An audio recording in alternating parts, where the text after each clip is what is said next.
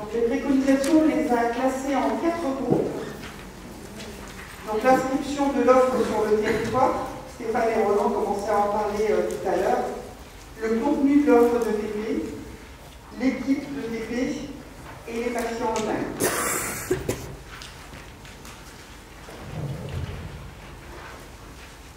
Une fois ces préconisations élaborées, il a été décidé de mettre en place des expérimentations, c'est-à-dire que certains territoires puissent mettre en place des programmes d'éducation thérapeutique du patient qui suivent ces préconisations, qui soient vraiment en phase avec les recommandations du groupe de travail.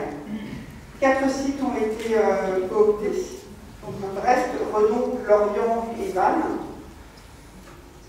Et les illustrations qui vont vous être présentées sont celles de Lorient-Quimperlé et de Vannes, les 2 autres sites étant moins avancés.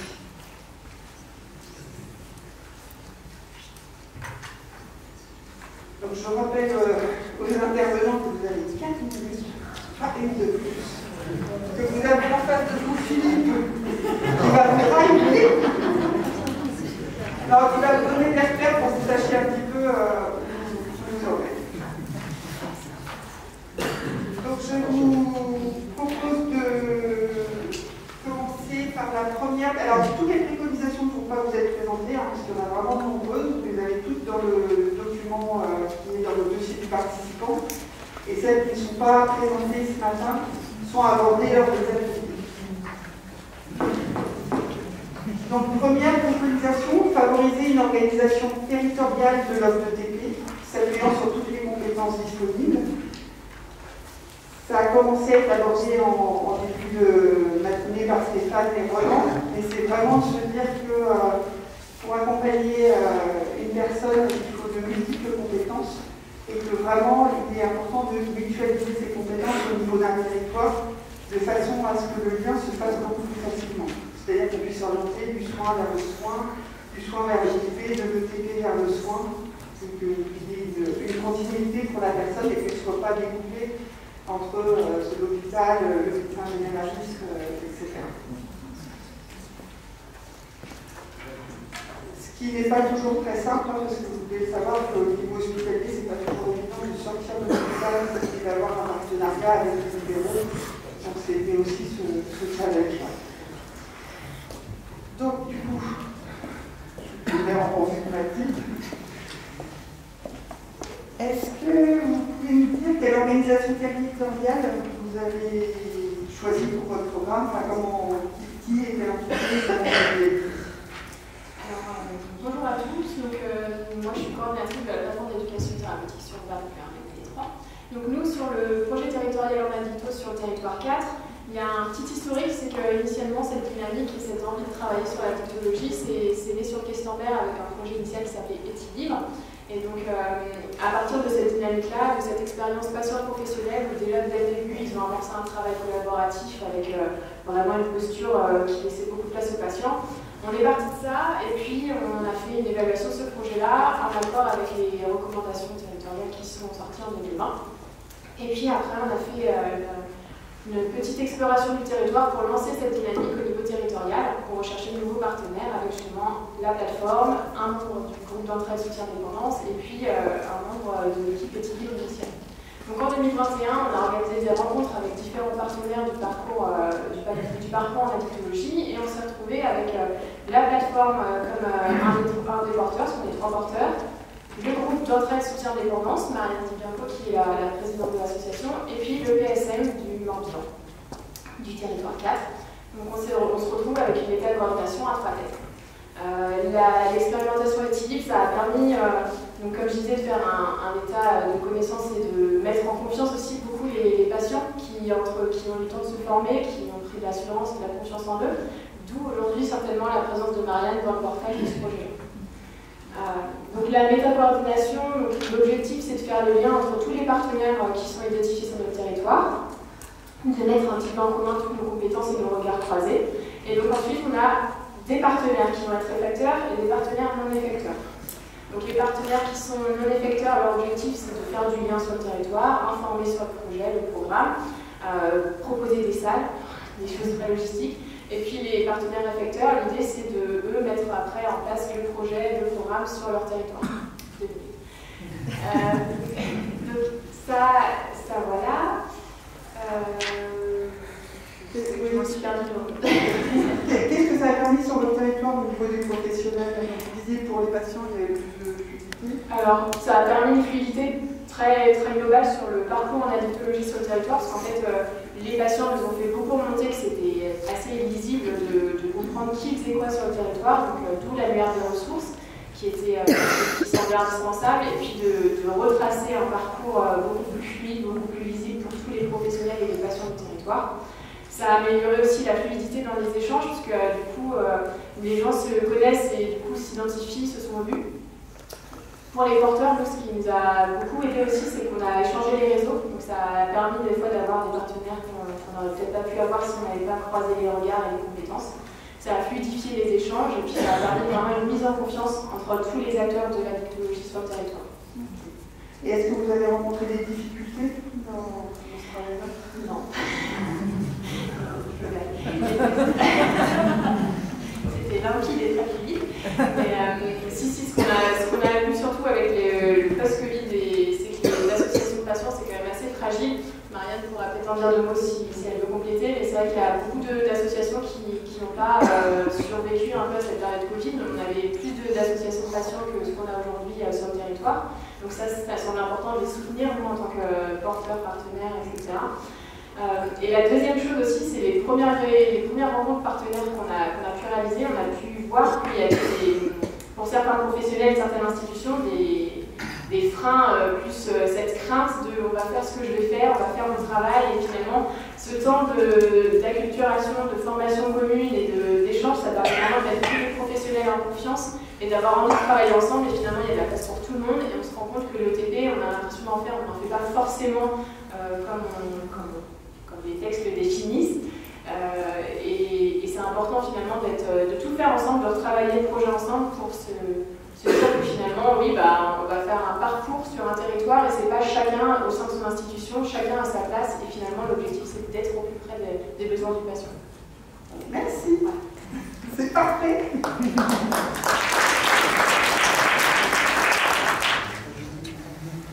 Alors du coup, Mathilde a commencé à en parler. La deuxième préconisation, c'est prendre le temps de créer une culture commune dans l'équipe d'ETP. C'est évident que c'est beaucoup plus riche quand on travaille ensemble, quand on travaille en partenariat. Par contre, il faut aller dans le même sens et avoir les mêmes objectifs, sinon on va droit dans le mur. Donc c'est l'intérêt de prendre ce temps-là. Du coup, je laisse la parole à Gurvan et à Carole. Bonjour, donc moi je suis Gurvan Kranmanji, je suis coordinateur des programmes d'ETP sur l'île de Groix. Et donc, comment on a réussi à fédérer une équipe? Déjà, on a eu la chance à Groix, qui est un petit territoire donc, isolé, insulaire, d'être vachement mis en lien, mine de rien, par les semeurs de santé, qui ont été un peu à l'origine de la rencontre de beaucoup d'entre nous. Et qui, mine de rien, les semeurs de santé donc, dispensent des formations à la coordination, donc qui aident les gens à se rencontrer. Et nous, c'est vrai qu'avec l'équipe, en tout cas Addict de Groix, on s'est majoritairement connus lors de ces formations. Et c'est vrai que c'était précieux, puisque c'est des formations qui favorisent la connaissance, qui favorisent les échanges. Et nous, je sais que ces temps-là ont été très précieux pour se rencontrer, pour avoir ensuite envie de mener des projets ensemble, moi de devenir coordinateur des programmes et de me former. Et ensuite, je pense que ce qui nous a vraiment aidé aussi, c'est ce partage entre les différents acteurs du territoire. Il y a eu vraiment pas mal de réunions qui nous ont permis de nous rencontrer et de travailler vraiment ensemble. Et ça, c'était, je pense, hyper précieux, et c'est le succès, c'est qu'on se connaît tous, et finalement, il y a plutôt une très bonne ambiance aussi entre nous. Et je crois que c'est ça qui garantit le succès aussi. Oui, Carole Jaurès, coordinatrice de la maison de santé de Carmignac. Dès le départ, on a pu prendre le temps de se poser tous ensemble. Il n'y a pas eu de, je pense que c'était important, on a toujours en difficulté de faire le lien ville-hôpital. Il n'y a pas eu de hiérarchie, de mainmise de la part de l'hôpital sur ce projet-là.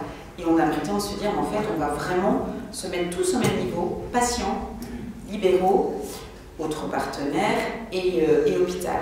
Et ce qui nous a permis vraiment de faire le lien sur notre territoire, on a une plateforme d'éducation thérapeutique qui est très performante et qui crée vraiment ce lien. Donc ça a été une fluidité. on a très vite mis en place une co-coordination entre justement Ronan, j'ai perdu Ronan, je sais pas, qui est plus donc sur la partie hospitalière et moi-même sur la partie libérale, ce qui a permis vraiment d'être totalement limpide et d'apporter cette fluidité. Et comme tu disais, Gurvan, nous, enfin, on est bretons, on ne peut pas faire sans convivialité.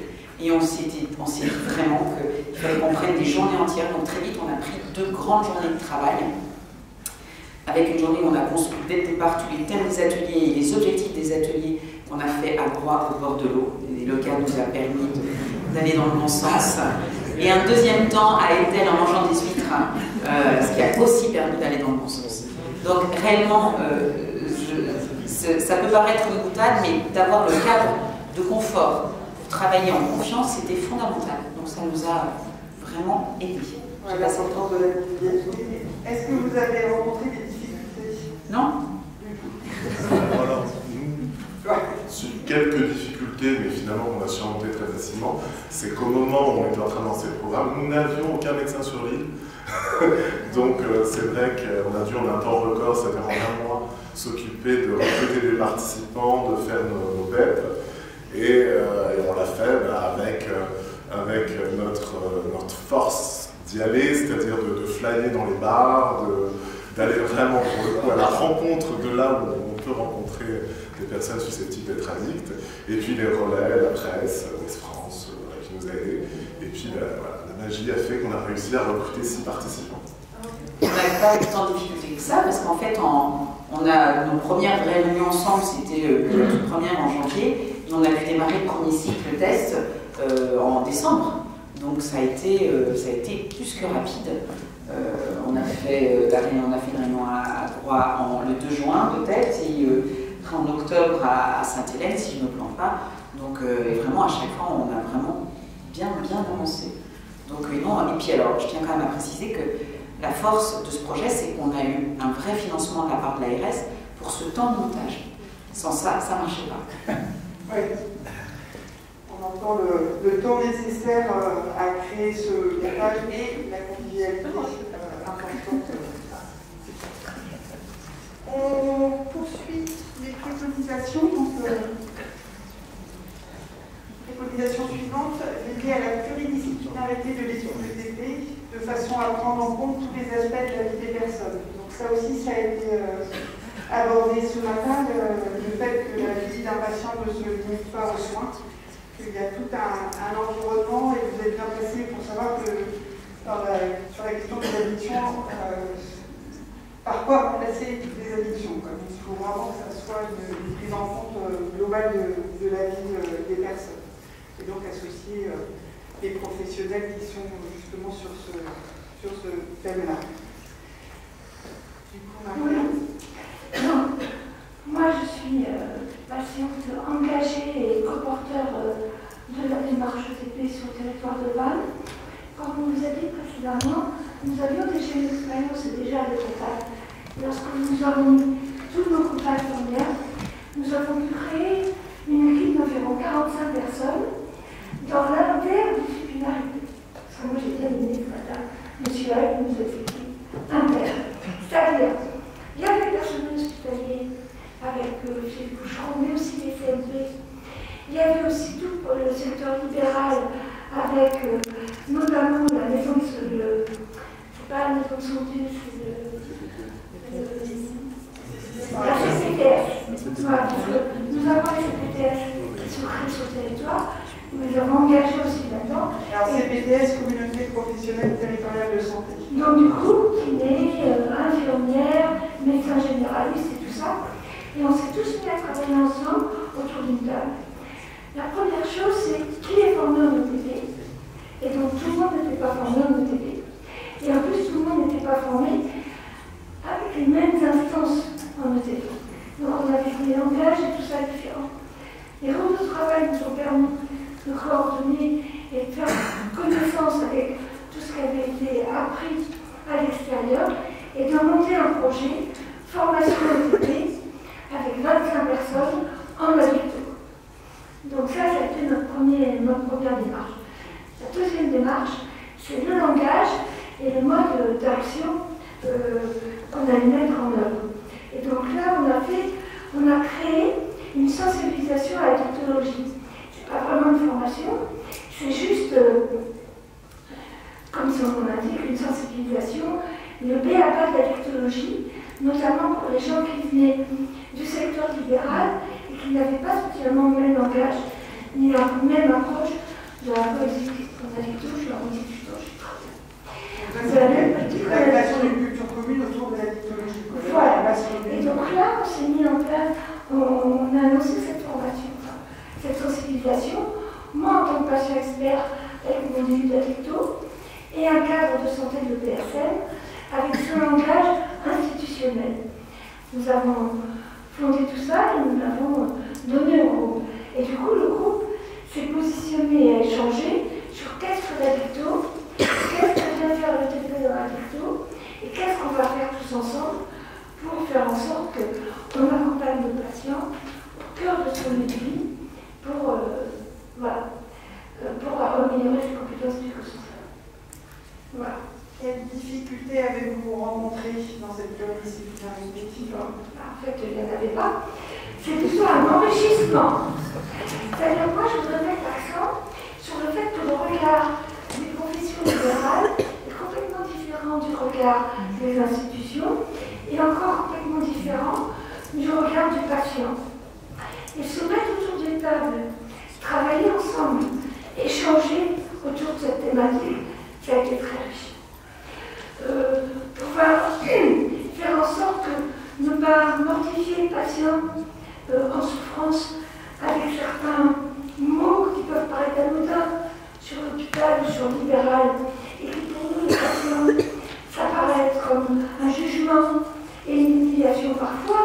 Et bien en fait quand on se met à travailler à 45 autour de table et d'échanger sur ce qui nous blesse, sur la difficulté du libéral à mettre un planning en place, des horaires, et à pouvoir diffuser son information sur des séquences très courtes, ou par rapport à l'EPSM qui a une image parfois défavorable, alors qu'en fait, c'est vraiment un partenaire à part entière.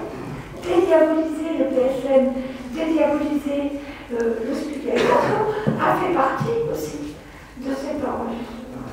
Alors, juste, le temps imparti est fini, mais est-ce qu'au bout d'un an de fonctionnement, il y a des professions, des nouvelles professions que vous souhaiteriez associer ou est-ce que... Déjà, on a fait un panel énorme. Ouais. Donc, en fait, on a écrit notre sophrologue libéral, Emmanuel.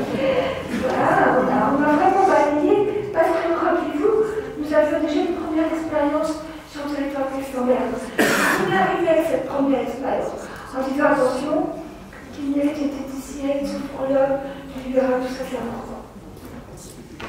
Merci Marianne. Ah. Juste une petite précision, c'est que nous, là, sur le territoire, cette année, c'était... Sur le territoire 4, cette année, on a fait la phase de construction et on vient juste de finir la phase 4. On a encore une séance de bilan sur la phase 4, donc on n'a pas mis encore vraiment en place, ce sera le déploiement à l'époque. Donc on poursuit avec la préconisation suivante, s'assurer du soutien institutionnel pour les professionnels hospitaliers. Donc la mise en place d'un programme ETP demande beaucoup d'efforts financiers et organisationnels, ce n'est pas complètement anodin comme organisation. Et du coup, quand on a fait l'état des lieux, on s'est rendu compte que c'était vraiment très très important d'avoir le soutien, sinon les personnes s'épuisaient, les professionnels impliqués s'épuisaient. Donc je laisse la parole à Christophe Valère. Oui, bonjour, je vais essayer de faire court. Alors s'assurer du soutien institutionnel des professionnels hospitaliers, ça veut dire quoi? En fait, ça veut dire aussi que ça veut dire qu'effectivement, il faut souvent libérer du monde, il faut gérer les équipes et, pour assurer le programme. Et alors pour faire un peu les choses dans un autre sens, c'est aussi le soutien des professionnels, c'est assuré par le soutien aussi de nos administratifs. Et, le travail qu'on a fait aussi en amont, c'est d'expliquer c'était quoi un programme ETP. C'est un peu la rencontre du soin et de l'administration à un moment donné pour aussi justifier le temps qu'on va consacrer sur l'élaboration d'un programme. Sur un temps de réunion, comment ça s'est fait ça? Alors ça s'est fait sur plusieurs temps de réunion. D'abord on a associé, en fait, d'abord c'est les soignants ou les professionnels professionnels de santé qui se sont un peu mobilisés autour de ce programme ETP. Puis après, on s'est dit il faut quand même associer aussi nos directions pour que derrière ça suive, pour qu'un dossier ETP, il faut aussi le valider sur le plan administratif et le faire valider par l'ARS, donc c'est aussi une signature du directeur. Donc on a associé très rapidement en fait notre direction générale qui a délégué une attachée d'administration pour suivre le dossier. Donc à partir de ce moment-là, ça s'est enchaîné en fait avec vraiment une explication de ce qu'était l'ETP, des temps que ça allait nécessiter, du travail que ça nécessitait aussi sur le terrain, et puis aussi de parler de l'ETP comme quelque chose qui appartient pas à l'hôpital, mais qui appartient à personne, à part à l'usager, mais en tout cas qui est aussi un vrai travail de partenariat entre tous les partenaires du territoire. Et des fois, c'est pas simple, parce que les questions financières, les questions d'intérêt, vers qui va être, qui va récupérer le budget, ça c'est des questions qui se posent et sur lesquelles nous, on n'est pas forcément toujours, on se dit que ça va passer, quoi. En général, c'est ça. Et ces questions-là se règlent où, du coup? Pardon, ces questions-là de qui va recevoir le financement et tout ça, se sont réglées à quel niveau? Alors ça c'est réglé sur nos réunions, et puis à un moment donné, c'est vrai qu'on a eu aussi l'intérêt d'avoir le soutien du Cap Autonomie Santé sur le territoire qui a pris un peu la main, et ça a été des échanges entre les administrations et les soignants en disant que c'était peut-être bien que ce soit une structure un peu indépendante qui gère ce programme et qui fasse du lien entre tous les professionnels du programme, mais qui ne soit pas une institution, qui ne soit pas l'hôpital.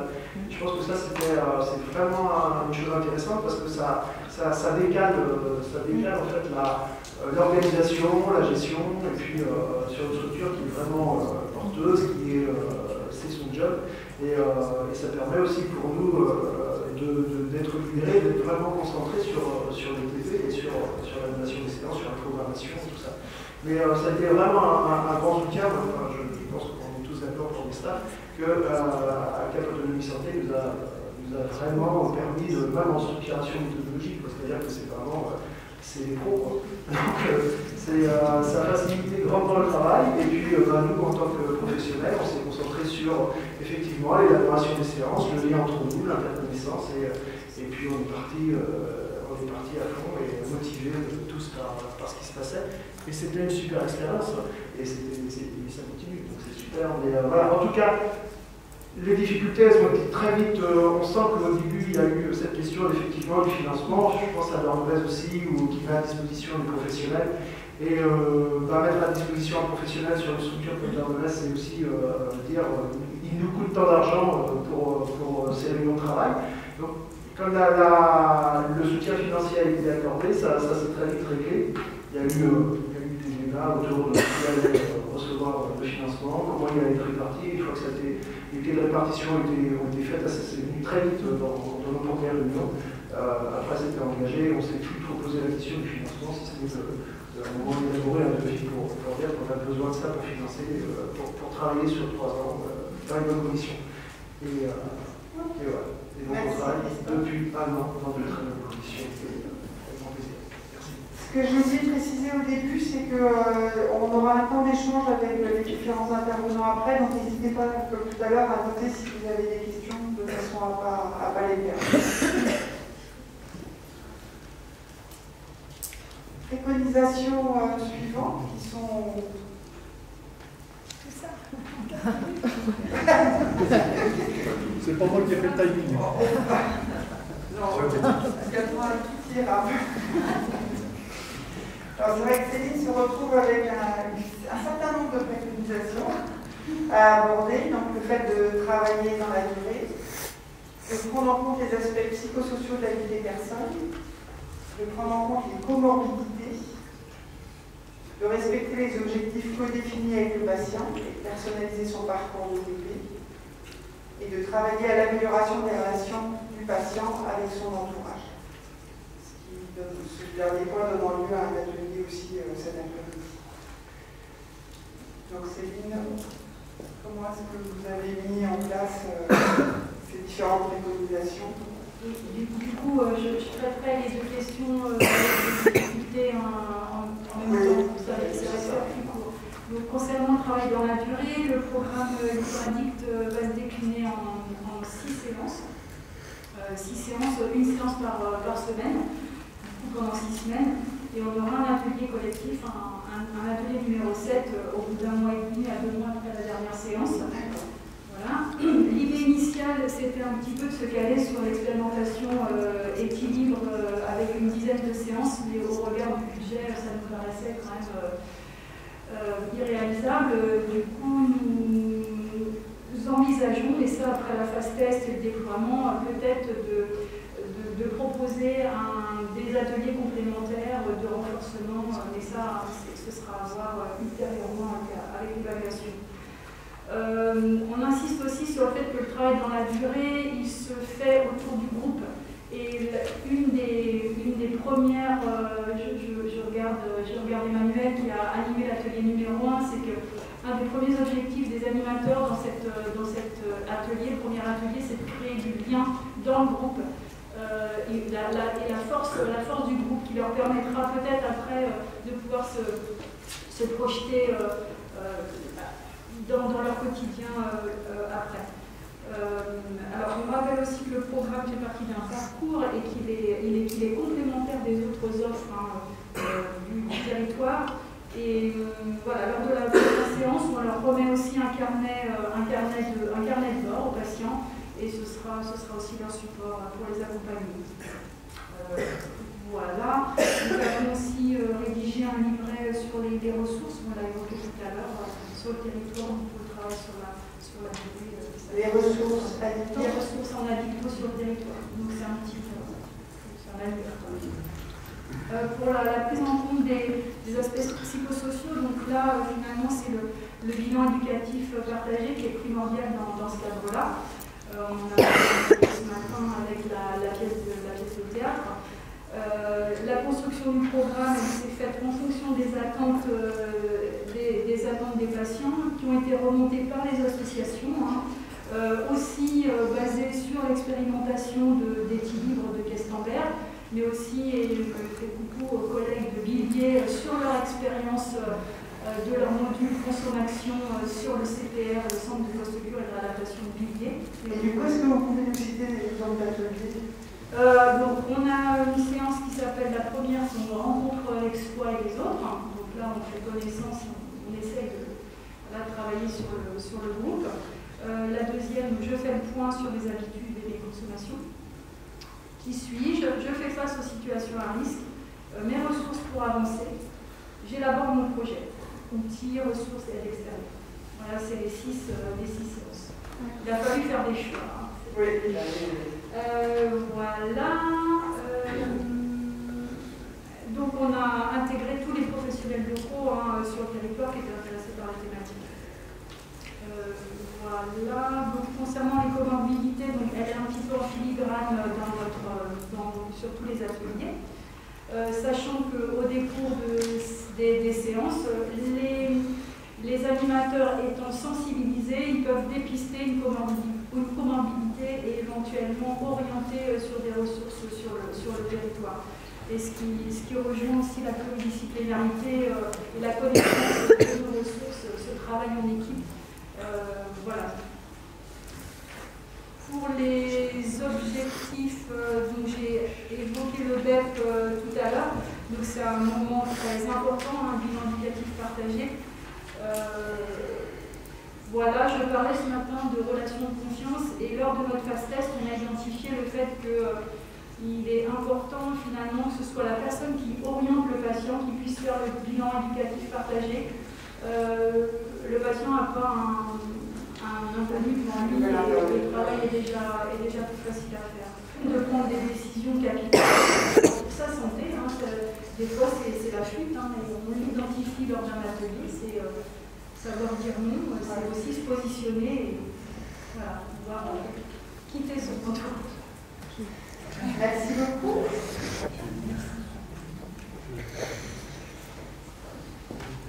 Préconisation suivante, porter une attention particulière à la mobilisation. Donc, tous les professionnels qui travaillent en éducation thérapeutique du patient savent que c'est compliqué d'arriver à mobiliser des patients, que ça demande vraiment de l'énergie. Donc, du coup,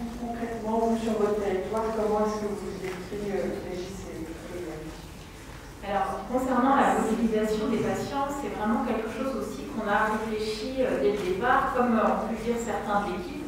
On a eu une année pour construire ce programme, et pendant cette année de construction, on a défini à la fois une gouvernance, c'est-à-dire la façon dont on allait procéder entre nous, la façon dont on pouvait inclure. On a en effet 4 structures, plus 2 pôles de santé, plus 2 associations de patients qui sont vraiment membres, qui sont membres de la dite atelier. Et dans l'idée, on a vraiment construit ce programme pour qu'il soit territorial, c'est-à-dire qu'il n'y a pas une approche par structure, mais plutôt une approche par site géographique. Ce qui fait qu'au sein de chaque structure, pôle de santé ou association, il y a des référents en éducation thérapeutique. Chaque référent a aussi une fiche de poste et chaque référent peut inclure des personnes, même s'il y a, mettons, le programme est prévu à Groix, on peut, quelqu'un de Carignac ou quelqu'un de l'hôpital peut inclure ses patients. On a vraiment cette dimension, non pas par structure, mais cette dimension territoriale. Donc déjà, ça permet en fait de pouvoir proposer cette offre d'éducation thérapeutique à l'ensemble des personnes vivant sur le territoire. Ensuite, pour favoriser aussi l'inclusion, on s'est accordé pour avoir un numéro unique. C'est-à-dire que même si on a cette approche multipartenariale, multi-site, il y a la possibilité de contacter uniquement un numéro. Comme le disait aussi Christophe, c'est aussi pour ça que finalement c'est porté par la plateforme d'éducation thérapeutique pour avoir ce côté neutralité et vraiment cette dimension toujours territoriale. Enfin, on a mis aussi en place, pour favoriser le partage d'informations et puis l'inclusion des personnes, un outil collaboratif qui s'appelle l'outil Trello. Et dans cet outil-là, nous avons mis en place une planification à l'année. C'est-à-dire qu'on a vraiment une vision sur, déjà là, sur 2023, quelles vont être les dates de programmer, où est-ce qu'aura lieu ce programme-là. Et donc ça permet aussi, quand une personne nous contacte, qu'elle puisse choisir l'endroit, les dates qui vont être plus accessibles. Et il faut savoir aussi que chaque séance, elle est co-animée à chaque fois par un patient partenaire, des professionnels multi-sites. Donc on est vraiment sur cette dimension aussi, sur le fait d'avoir une implication à la fois des patients partenaires et des professionnels qui peuvent aussi à chaque fois se sentir concernés, peu importe le lieu du programme. Ensuite, pour favoriser tout ce qui est communication, on a à chaque fois pu mobiliser la presse, les radios, les flyers. Urbain disait aussi d'aller distribuer des flyers dans les cafés, faire du aller vert. Ça a permis aussi cette mobilisation. Pour l'instant, la plupart des ateliers étaient complets, donc on n'a pas eu de difficultés particulières par rapport à ça. Je vais laisser la parole à Régis pour la suite. Bonjour, merci. En fait, les quelques difficultés qu'on a pu avoir, c'était notamment sur le territoire de droit, mais ce qui a été lié surtout à l'absence aussi du corps médical, parce que la mobilisation des patients, elle passe aussi par la reconnaissance et la connaissance des droits d'éducation thérapeutique. Et donc, il y a un travail à faire auprès des professionnels de santé. Alors, mobiliser toutes les personnes qui s'intéressent, c'est facile. Par contre, aller mobiliser les autres partenaires, médecins généralistes ou les autres structures hospitalières ou les autres services, c'est pas toujours simple. Donc c'est là où aussi on a un travail à faire et on essaye au travers des mailings, contacter les médecins, les syndicats de médecins, les ordres de médecins et les infirmiers libéraux, tout corps différents, pour essayer de faire connaître le programme. Et si on arrive à faire connaître le programme, du coup, le message est passé auprès des patients. L'offre leur est proposée et dans l'ensemble, il y a des personnes, des participants qui viennent, qui nous appellent. La presse est vraiment un moyen assez facile. À chaque fois qu'on a eu un article qui est paru dans la presse, à chaque fois on a eu des appels pour participer au programme. Donc, et les professionnels, là, vous disiez que vous les contactiez, mais par quelle voie? Alors, l'idée, je suis aussi infirmier libéral, donc j'ai quelques pistes pour pouvoir les rencontrer, et c'est à ce moment-là qu'on essaie, c'est par ces voies-là. En parallèle, c'est que le Covid a permis pour quasiment tous les professionnels de créer des groupes, et donc on utilise ce que le Covid a pu entraîner pour pouvoir communiquer plus facilement. les associations de patients, sont vraiment un levier extraordinaire pour mobiliser aussi les participants. Parce qu'il y a beaucoup de à travers les deux associations qui sont partenaires, une même l'autre, et ben on a vraiment des ressources qui arrivent.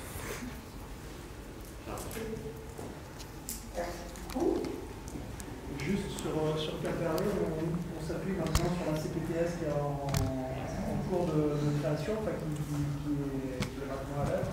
Et ça permet aussi vraiment de renforcer ce travail de diffusion de l'information à travers la réunion ici au soir et là pour le coup, les professionnels de santé, les médecins qui sont plus facilement joignables à ce moment-là. C'est vrai que c'est vraiment c'est un gros travail de fond d'aller diffuser l'information et puis d'attendre.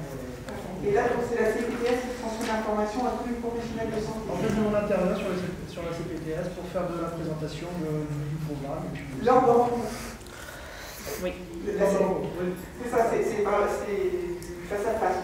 C'est pas dans le mail. Non, c'est du face à face et on voit bien que c'est aussi intéressant parce que ça permet de répondre immédiatement aux questions posées sur l'organisation et parfois c'est ce qui rassure aussi.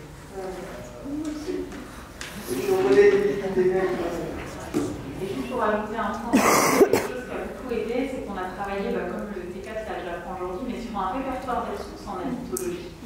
Et du coup, on communique énormément ce répertoire en addictologie parce que la question a été abordée rapidement au niveau de la pièce de théâtre sur il y a le programme d'éducation thérapeutique et après. Et donc on sent vraiment l'importance de pouvoir avoir ce répertoire et de communiquer à la fois sur l'existence du programme et à la fois sur ce répertoire. Et deuxième point que j'ajouterai brièvement, c'est aussi qu'on a pu organiser des tables rondes sur qu'est-ce qui existe sur le territoire en termes de ressources. Et ça, c'était ouvert aussi à la fois aux personnes qui sont intervenants dans le programme, mais aussi aux personnes extérieures. Aux personnes extérieures, aux gens publics ou professionnels? Professionnels, dans un premier temps. Merci beaucoup. Préconisation suivante, distinguer le parcours OTP du contrat de soins. C'est pas la plus simple à énoncer. Non, on ne sort pas du sujet, hein, mais c'est un peu, on sort de pragmatisme. Donc effectivement, lorsqu'on a commencé à se réunir, à travailler ensemble, on a rapidement considéré qu'il y avait deux axes. Il y avait l'axe OTP et l'axe contrat de soins, effectivement, avec l'idée d'emblée de penser le temps à un temps différent. Alors il y a des constats que je ferai, mais après on a résolu la chose. Bon, il y a un temps long effectivement pour le TP, un temps limité pour le contrat de soins, et le contrat de TP considère le projet de vie de la personne. On est vraiment sur la parole libérée de quelqu'un qui dit voilà. Alors que dans le contrat de soins, on est quand même sur quelque chose de sachant. Des gens qui disent voilà, moi je pense que pour toi c'est ça qu'il faut faire, et ça limite quand même on est sur la mise en place sur des ateliers thérapeutiques ponctuels pour limiter. Voilà. Donc, considérant ça, nous, la solution, on a dit qu'on a continué de distinguer ça, mais on a voulu donc rester sur le TP, et sans avoir une difficulté particulière, on a d'abord été libre pour retomber, on a mis en place une formation commune. C'est-à-dire que ça a questionné le fait que des gens qui pensaient faire de l'ETP sans avoir été formés, on faisait ou on ne faisait pas, il a fallu remettre tout ça en ordre, et tout le monde est parti au même niveau. Donc patients et les personnes qui profitent des soins. Et ça, quand même, ça a été quelque chose qui a commencé à créer une culture commune. C'est-à-dire que les gens se sont questionnés sur ce qu'ils proposaient, d'autres ils avaient une idée de la parole des soignants comme pouvant être évolutive, ils leur laissaient de la place.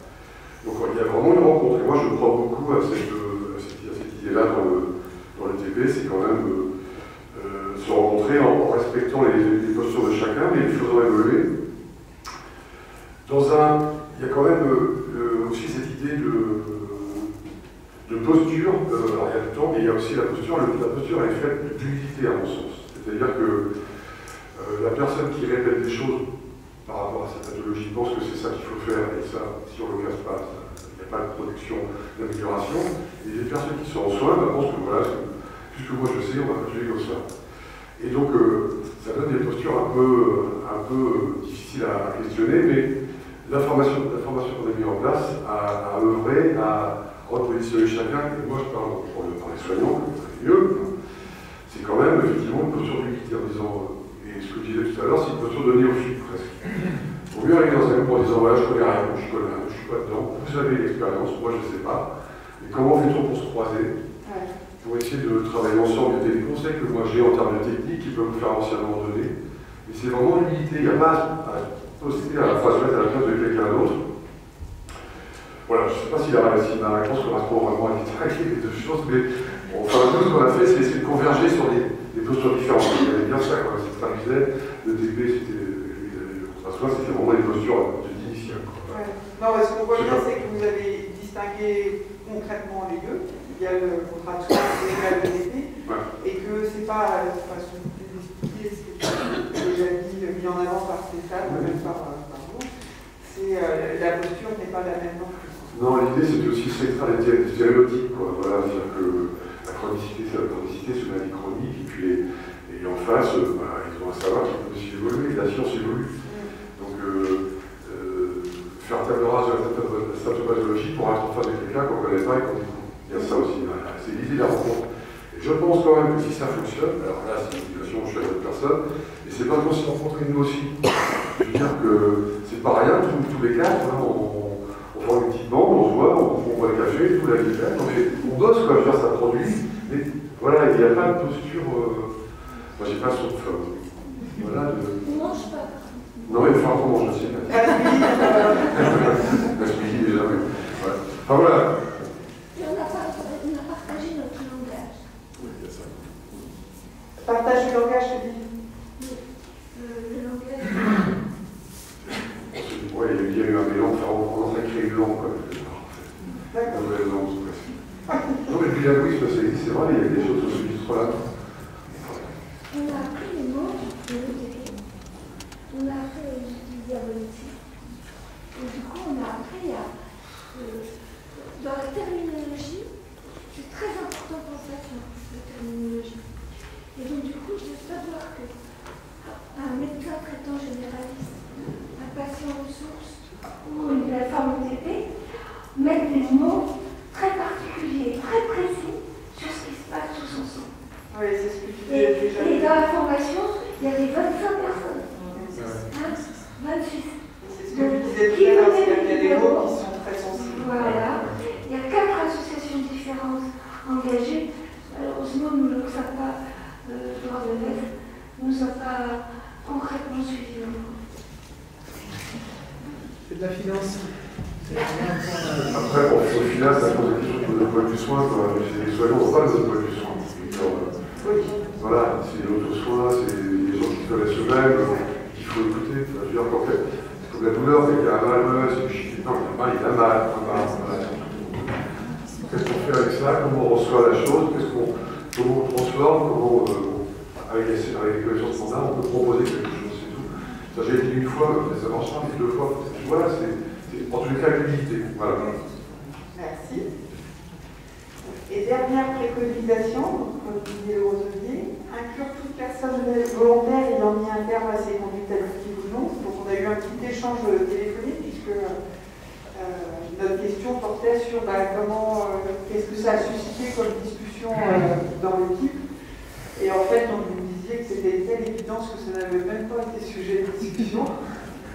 Donc, les personnes qui veulent venir dans les ateliers thérapeutiques, les gens ont un problème de produits, par exemple,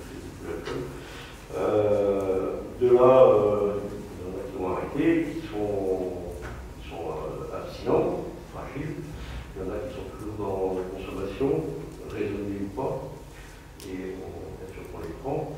Il se fait aussi qu'entre le bilan éducatif partagé, la personne a une posture de consommation raisonnée et arriver au atelier, entre temps, il s'est passé quelque chose, ils auraient été les choses évoluent très vite.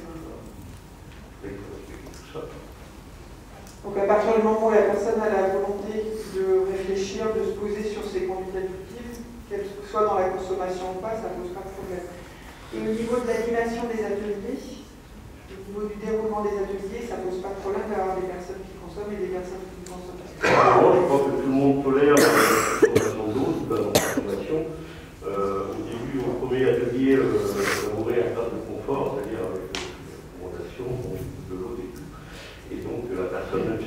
un peu alcoolisé, l'animateur prend un petit bâton rouge pour calmer un peu, c'est pas calmer, c'est bien gérer un peu, parce qu'on ne pas de problème. Comment vous avez bien faire au début pour que ça se passe pour le mieux Voilà, je pense que les gens, au départ, quand on a de confort, ils savent dans quoi ils vont rentrer.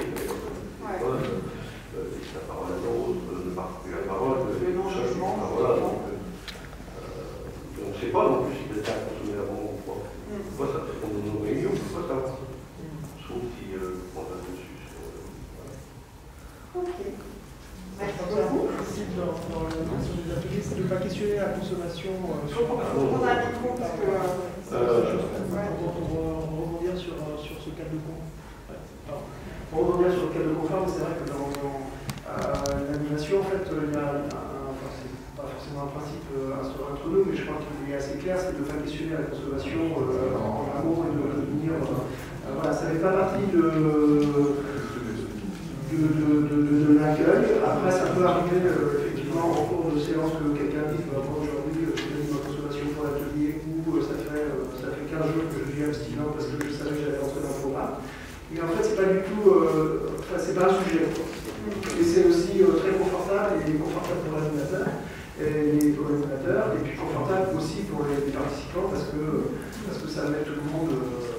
Voilà, c'est pas stigmatisant et c'est pas du tout. Et puis après, que faire de ça? C'est-à-dire à quoi ça servira de se poser cette question-là qui pourrait mettre un peu le groupe en difficulté. Donc vraiment, c'est un principe que je crois qu'on a tous dans les animations, mais c'est assez clair. Et après, c'est vrai que, comme vous disiez, dans le cas de confort, si on peut s'apercevoir que parfois c'est plus compliqué pour certains, on va être vigilant. Et c'est pour ça aussi qu'on a constitué le groupe avec un animateur co-animateur pour aussi pouvoir gérer ce type de situation. Qui, pour ma part, s'est jamais présenté. Et je pense que j'ai pas entendu que ça va être présenté. On s'aperçoit qu'il y a vraiment un investissement dans les ateliers, dans la présence, dans la participation, avec une vigilance aussi des participants à faire en sorte que les choses se déroulent le mieux possible. Et c'est quelque chose qui est nommé aux personnes concernées, aux patients que vous sollicitez, le fait que le programme est ouvert à des personnes ayant ou non des consommations? Est-ce que c'est nommé? Je pense que ça l'est au niveau du MEC, puisque sur les orientations, de toute manière, c'est une question qui arrive, c'est pas forcément posé non plus, vous en êtes toutes vos consommations et une recommandation d'arriver, on va dire, abstinent sur le programme, c'est pas du tout dans cette façon de faire là. Voilà, il y a des gens qui parlent de leur consommation assez facilement, il y en a qui vont. On va l'entendre au bout de quelques séances. Et puis l'intérêt, justement, c'est le groupe et que parfois on vient aussi questionner sa consommation, on regarde une consommation de quelqu'un qui dit bah, moi j'ai fait le test là, par exemple, ça s'est passé hier, quelqu'un qui dit bah, moi j'ai un bout de séance que je me suis dit tiens, je vais tester ce week-end, j'ai une bouteille de whisky. Et ben, mon objectif c'est qu'il m'en reste un peu lundi soir après la séance de TP. Donc voilà, c'est pas du tout, et à ce moment-là, on va plutôt valoriser cette façon de procéder, ou en tout cas cette réflexion, cette démarche-là, et puis ça change forcément sur la question de la consommation, comme aussi, mais voilà, c'est pas du tout, il n'y a pas un engagement sur le fait d'intégrer un programme de TP en étant abstinent ou en ayant déjà réduit ses consommations. C'est ce qui est aussi intéressant. Ouais. Merci beaucoup. On a tout à fait conscience que c'est un peu frustrant d'avoir un petit bout d'expérimentation, donc on va bien avoir la globalité. Donc là, n'hésitez pas à poser toutes les questions que vous souhaitez, soit sur les projets qui sont en cours actuellement, soit sur les préconisations. En tout cas, on vous laisse la parole pour cette fin d'après-midi.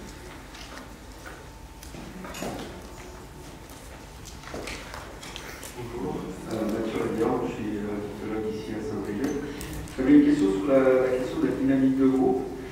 Alors, parce que je ne suis pas sûr d'avoir tout bien compris, j'ai l'impression qu'il y a des groupes, des ateliers ETP, qu'il y en a 6, et qu'il y a des possibilités de s'inscrire, et qu'il y a une logique de territoire, et donc il y a possibilité de s'inscrire à un groupe, et puis à un autre atelier à un autre endroit.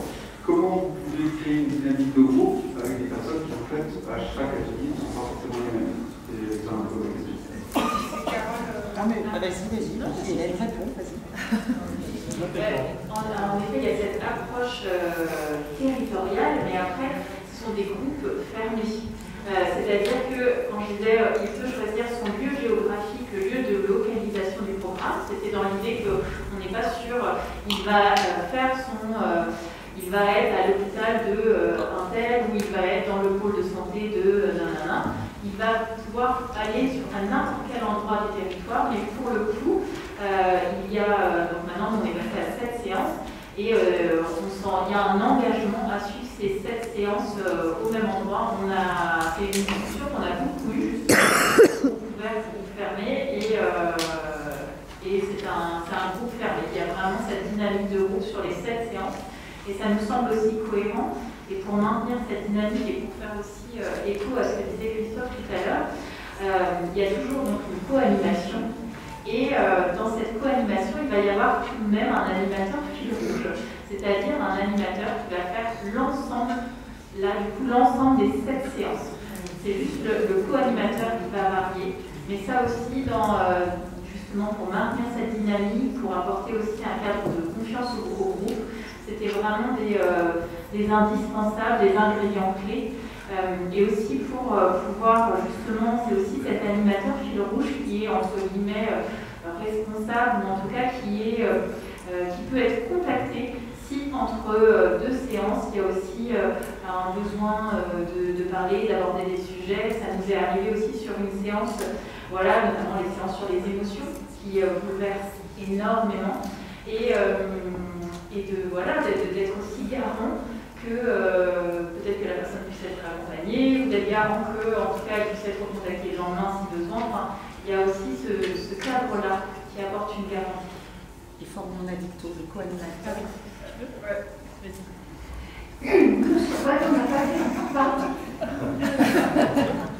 Juste pour compléter, dans les co-animateurs, on avait décidé donc il y a 2 personnes qui animent, et il y en a forcément un des 2 qui est formé en addicto aussi.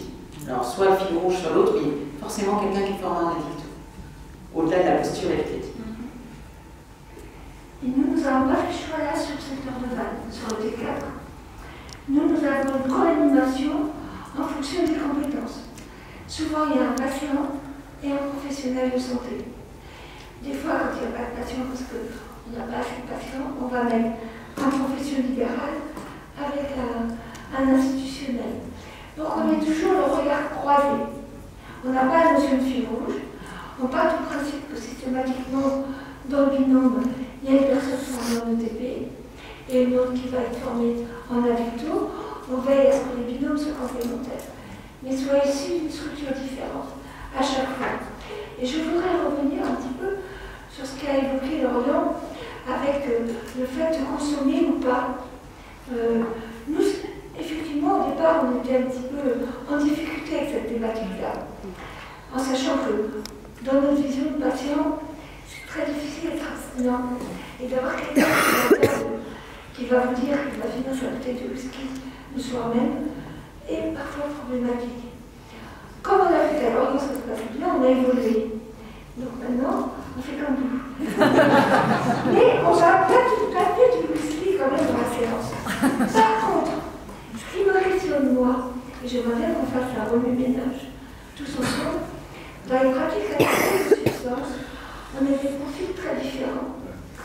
Moi, ce qui me questionne pour l'instant, on n'a pas eu encore, il faut s'ouvrir aux consommateurs de drogue dure, en marge de la société, avec une condition un petit peu impactée et un mode de vie aussi très différent de l'addict courant qu'on peut avoir.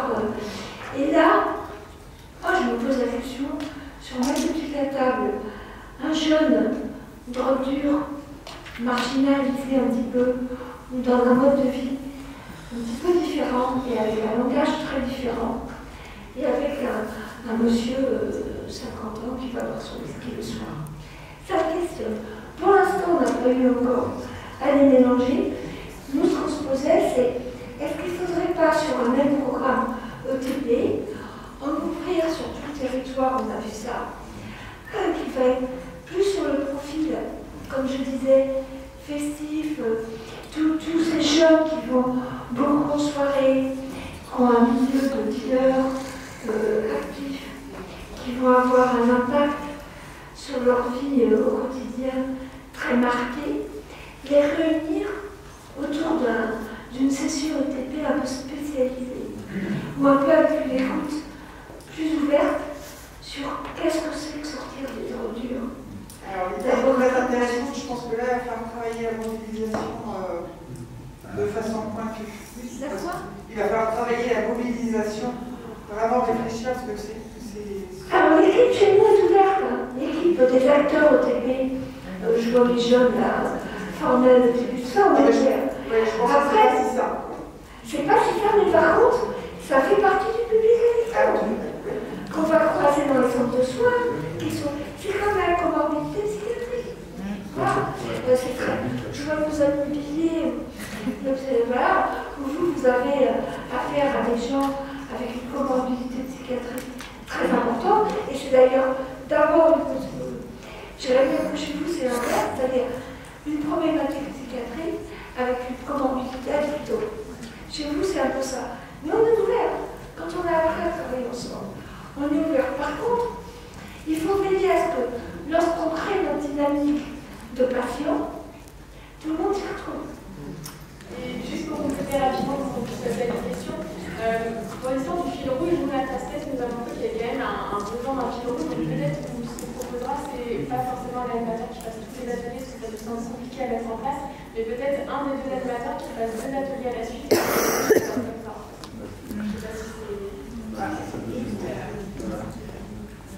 Juste pour compléter, nous il y a un fil rouge, mais après les autres animateurs c'est aussi multistructure, des patients partenaires, multi-compétences. Alors, je propose qu'on reprenne complètement il y a toute la pause après comment on dit. Est-ce qu'il y avait d'autres alors, juste par rapport au recrutement, juste que ça passe quand on a sur notre séquence, on avait aussi souhaité intégrer des consommateurs de rupture. Et en fait, tous les 4 brefs qu'on avait prévus n'ont pas pu être réalisés parce que les personnes ne sont pas venues, en fait. Et ça pose aussi question, sans doute aussi, sur la façon dont on peut les accrocher sur ce type de programme. Et peut-être aussi la question des acteurs dans un groupe un peu différent, on va dire. Mais en tout cas, voilà, il y a un constat qui est juste sur une session, mais nous, les 4 personnes à qui on souhaitait proposer ce programme sont pas venus, mais ils suivent le soin de sa part. Ça questionne aussi sur comment les approcher et comment peut-être leur organiser ce type de programme. Je suis Valérie Blanchard, responsable de la plateforme d'éducation thérapeutique sur l'active, donc le donc le 35. J'avais 2 questions en fait. Une première, peut-être j'ai pas tout retenu. Dans respecter les objectifs prédéfinis avec la personne et personnaliser son parcours, comment sont modulées les séances de manière à ce que la personne puisse, de manière à ce que le programme puisse répondre, parce que j'entendais qu'il y avait un programme de plusieurs, donc c'est des cycles de plusieurs séances, avec des thématiques que vous avez réfléchies. Donc comment se modulent en fait ces séances en fonction des objectifs des personnes qui sont incluses dans les groupes? Je veux bien répondre à la question par rapport au DAC, au dispositif d'appui à la coordination, puisque sur le territoire de Lorient-Quimperlé, on est la plateforme d'éducation thérapeutique intégrée, donc comme celle de Rennes, au dispositif d'appui à la coordination. Et du coup, on a la particularité en effet d'avoir aussi nos collègues coordinateurs d'appui aux situations complexes qui sont informés, qui connaissent le programme, qui peuvent aussi orienter du coup des personnes sur le programme d'éducation thérapeutique. Nous, il faut savoir qu'au sein de Lorient-Quimperlé, en termes de situations complexes, l'addictologie représente 1/3 des situations qui sont traitées par nos collègues coordinateurs d'appui.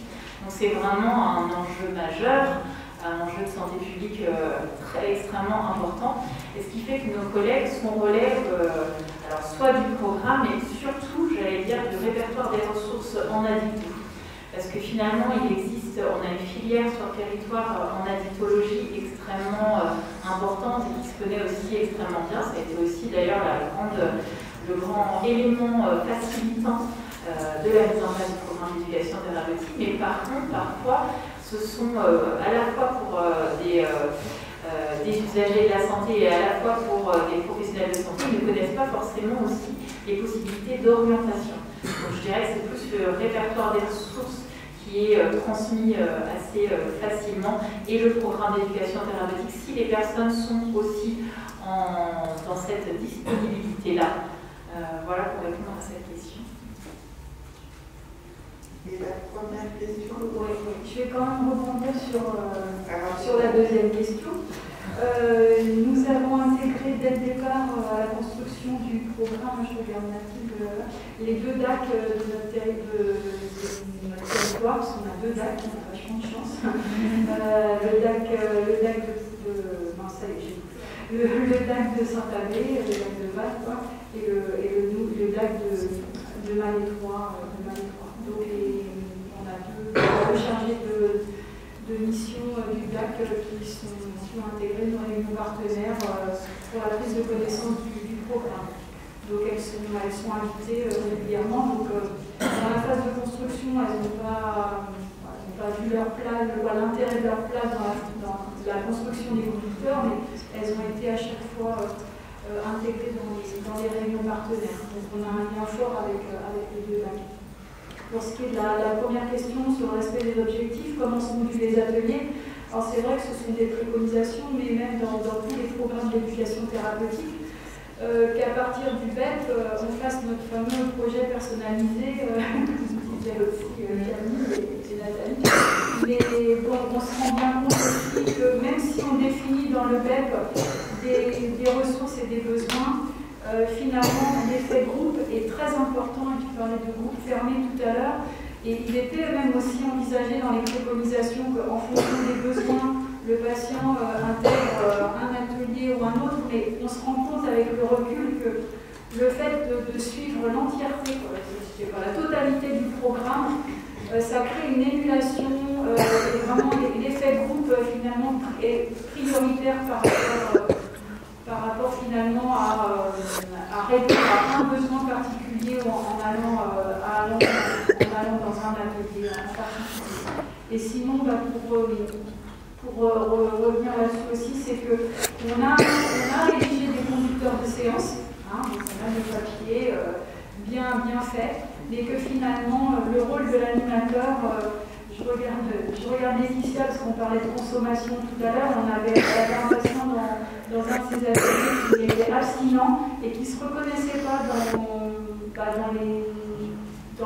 dans les réflexions qu'il devait avoir. Et finalement, la qualité de l'animateur, c'est amener la réflexion ailleurs, c'est de s'adapter et de moduler en fonction des besoins du groupe.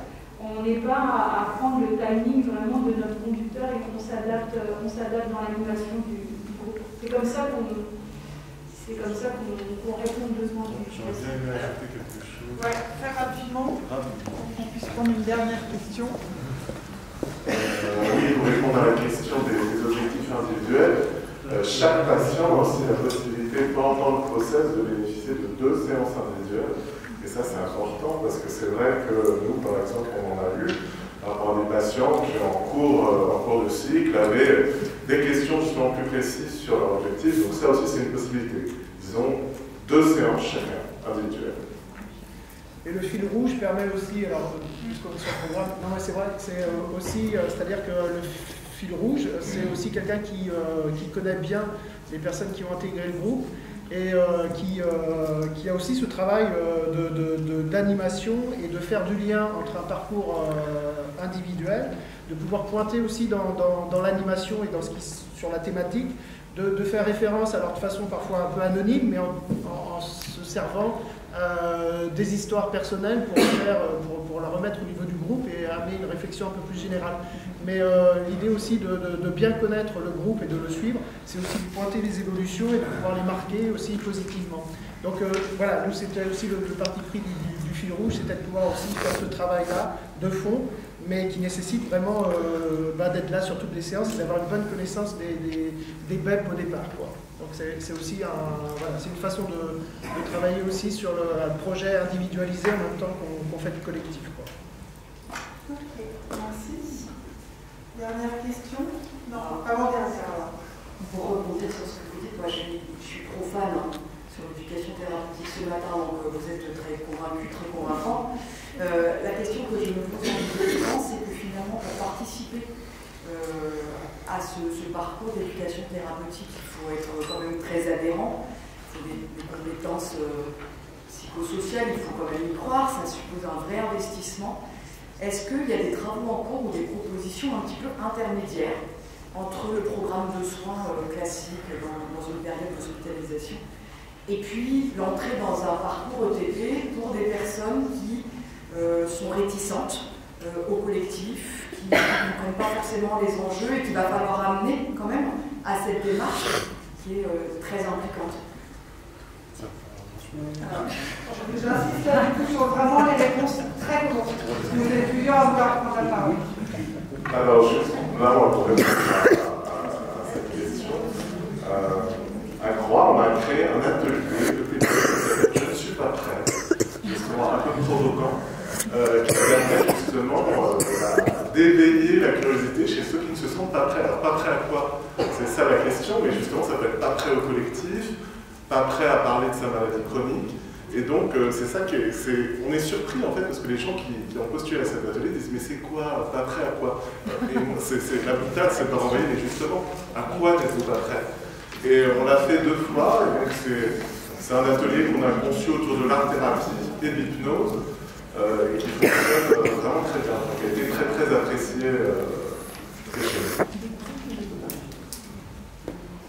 Très rapidement.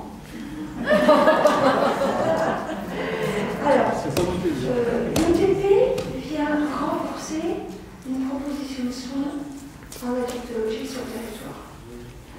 Avant l'ETP, il n'y avait rien. Moi, en tant que patient, il n'y avait pas d'ETP. On sortait de soins, on était balancé dans la vie ordinaire, on n'avait rien. Voilà.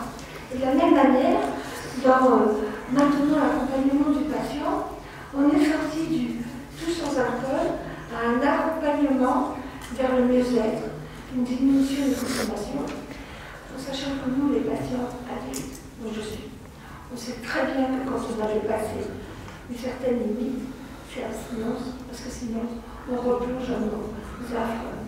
On accompagne nos patients. Donc du coup, je comprends votre questionnement. Mais j'irais presque dans la temporalité, il faut se laisser du temps. C'est une première approche, une première proposition de complémentation de ce qui est offert en soins. Peut-être que dans un deuxième temps, on abordera le patient qui n'est pas prêt à la collectivité. Mais je rappelle quand même que la collectivité permet de mettre en place un échange entre les patients et après ils va se connaître pour des parcours de vie différents, une approche de vie différente. C'est déjà pour nous, les patients addicts, énorme. Voilà. Donc, voilà, c'est un petit peu ce que je voulais vous répondre. C'est une première offre qui n'a que 2 ans sur le territoire. On est déjà très content. Alors, juste un mot très rapide. C'est juste pour dire aussi qu'il y a un entretien. Nous, on a eu aussi plusieurs personnes qui sont venues, comme on disait, il y a des programmes d'éducation thérapeutique qui commencent par un premier entretien. On va vous dire le bilan éducatif justement partagé ou diagnostic éducatif. Mais finalement, ce premier entretien, il y a aussi des personnes qui vont venir à ce premier entretien, et on le voit sur le programme Habitatologie, mais on le voit aussi sur d'autres programmes d'éducation thérapeutique. Mais déjà de venir à ce premier entretien, et on va peut-être voir aussi justement l'intervenant qui va justement être présent, c'est aussi un moment privilégié de voir où en est la personne, et peut-être qu'en effet, en termes d'engagement, ce n'est pas encore le moment de s'engager sur cette séance, mais en tout cas, il y a quand même cet entretien qui permet une orientation. Et je pense que ça rejoint aussi beaucoup sur, on parlait, il y avait l'ouverture sur est-ce que les personnes qui ont des drogues vont venir aussi à cet entretien, enfin vont venir au programme, mais en tout cas si déjà il y a ce premier entretien, pour moi ce premier entretien c'est aussi une façon de voir la personne et de voir aussi vers quoi elle peut être laissée. Donc ça je pense qu'il faut vraiment le voir comme une porte d'entrée. Et il y a aussi des personnes qui arrivent au programme d'éducation thérapeutique, là on a pu le voir, et qui ne sont pas du tout rentrées dans un parcours on rentre dans un parcours de soins à l'issue du programme. Donc, je pense qu'il faut le voir vraiment comme une porte d'entrée, une ouverture, et que peut-être que déjà rien que venir au premier entretien, c'est déjà une première marche. Et dernière question. C'était plutôt une question un peu autre. Je travaille associant dans un nouveau service qui s'appelle la grande coordination thérapeutique. Et en fait, j'ai travaillé en centre d'hébergement et d'insertion sociale. Je découvre l'éducation thérapeutique et je m'interroge sur comment professionnels social, comment professionnels de la santé, parce que vous représentez les professionnels de la santé, il y a très peu de professionnels du travail social, comment on peut se rencontrer, comment on peut créer aussi l'éducation thérapeutique ensemble. Je trouverais dommage que chacun crée de son côté. Peut-être que Billier peut répondre parce que là-haut, on a une pochette de travail. Je sais pas, qu'est-ce que vous répondre? Nous, à Billier, on a un centre de réadaptation, c'est sanitaire. C'est sanitaire, il y a des professionnels psychiatres. L'éducation thérapeutique du patient, c'est une histoire qui a commencé depuis très longtemps, mais qui n'est pas forcément